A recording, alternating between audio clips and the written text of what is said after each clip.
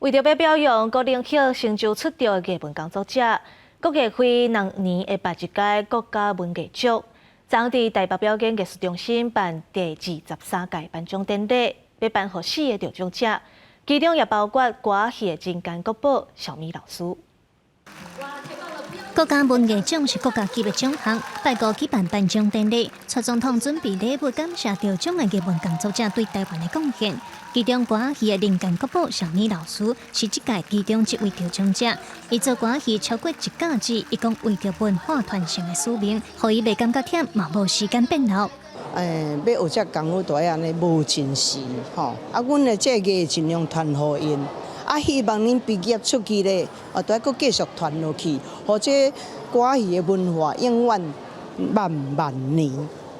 第23届国家文艺奖计共4位得奖者，除了小咪老师，也佫包括作家夏万那、破案、艺术家梅定演和纪录片导演老乡。其中老乡捌拍过城市的晚件和农村的晚件等等，伊关注台湾文史和社会议题，希望用镜头来看世界，成做咱反省进步的基础。台湾不是只是在孤立在一个小岛上面哈，我们越是在一个小的地方，我们的视野应该放得更宽广啊。那常常我们可以从别人学到很多东西。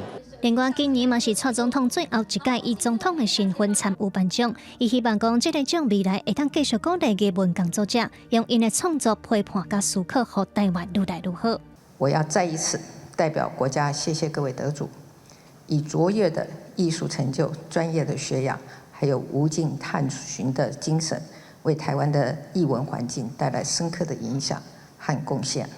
我也期许这个奖项给大家更多的勇气，继续无尽探寻，继续找缪斯的灵感。